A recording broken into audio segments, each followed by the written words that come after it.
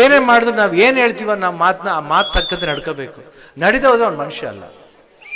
ನಾ ಅದೇ ಹೇಳೋದು, ನೀವು ಹೋಗಿ ಧೈರ್ಯವಾಗಿ ನಿಮ್ಮ ಹಾರ್ಟ್ ಏನು ಹೇಳುತ್ತೋ ಅದು ಕೇಳಿ.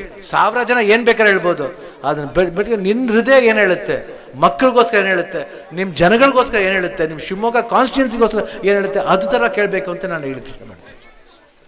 100% ಅವ್ರು ಮಾಡ್ತಾರೆ. ಸೊ ಗೀತಾ ಹೇಳ್ದಂಗೆ ಯಾವಾಗಲೂ ಹೆಣ್ಮಕ್ಳು ತವರಿಗೆ ಬಂದಾಗ ಏನಾದರೂ ಉಡುಗೊರೆ ಕೊಡ್ತೀವಿ ಅಲ್ವಾ? ಅದು ಗಂಡಸಾಗಿರ್ಬೋದು. ಇದು ಬರೀ ಹೆಣ್ಮಕ್ಳು ಮಾತ್ರ ಮಾತಾಡೋದಲ್ಲ, ಗಂಡಸರು ಒಂದು ಇದು ಏನೋ ಕರ್ತವ್ಯ ಆಗುತ್ತೆ, ಡ್ಯೂಟಿ ಆಗುತ್ತೆ. ತಂಗಿ ಇರ್ಬೋದು, ಮನೆಗೆ ಬಂದರೆ ಏನಾದರೂ ಒಂದು ಉಡುಗೊರೆ ಕೊಡ್ತಾರೆ. ಸರಿ, ಈ ಸತಿ ತಿರ್ಗಾ ನಿಮ್ಮ ಮನೆಗೆ ಗೀತಾ ಬಂದಿದ್ದಾರೆ, ನಿಮ್ಮ ತವ್ರ ಮನೆಗೆ ಬಂದಿದ್ದಾರೆ, ಯಾಕೆ MP ಗೆಲ್ಸಿ ಅವ್ರಿಗೊಂದು ಉಡುಗೊರೆ ಕೊಡಬಾರ್ದು? ನೋಡಿ ಆಮೇಲೆ ಹೆಂಗಿರುತ್ತೆ ನೋಡಿ.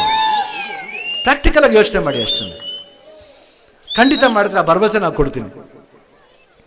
ಇಷ್ಟು ಹೇಳ್ತಾ ಮತ್ತೆ ಬರೋಣ, ಸೇರೋಣ, ಜಾಲಿಯಾಗಿರೋಣ. ಏನು ಡೈಲಾಗ್ ಹೊಡೆಯೋಣ? ಇದೇ ಡೈಲಾಗ್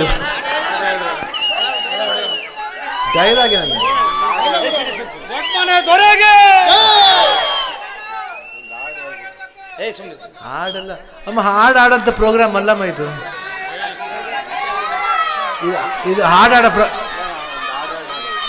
ಹಾಡಾಡೋ ಪ್ರೋಗ್ರಾಮ್ ಅಲ್ಲಮ್ಮ ಇದು. ಯಾಕಂದ್ರೆ ಅದಕ್ಕೆ ಗೆಲ್ಸಿ ಆಮೇಲೆ ಎಷ್ಟು ಹಾಡುಗಳು ಬೇಕು, ಒಂದು 24 ಗಂಟೆ ಆಡ್ತೀನಿ ಬೇಕಾರೆ, 24 ಗಂಟೆ ಕುಡಿತೀನಿ ಬೇಕಾರೆ, ನಿಜವಾಗ್ಲೂ. ಬಟ್ ಅದಕ್ಕೋಸ್ಕರ ಕೇಳ್ತಿಲ್ಲ, ಆದ್ರೂ ಆಡ್ತೀನಿ. ಯಾಕಂದ್ರೆ ಬೇರೆ ಸಮಾರಂಭಕ್ಕೆ ಬಂದ್ರೆ ನಾನು ಹಾಡೇ ಆಡ್ತೀನಿ. ಬಟ್ ಇಂಥ ಸಮಾರಂಭದಲ್ಲಿ ಬೇಡ.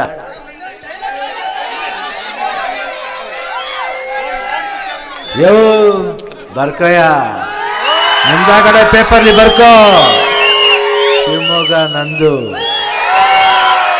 ಇಲ್ಲಿರೋರೆಲ್ಲ ಶಿವಮೊಗ್ಗ ಹುಲಿಗಳು, ಜ್ಞಾಪಕ ಇರಲಿ. ಜೈ ಹಿಂದ್. ಧನ್ಯವಾದಗಳು.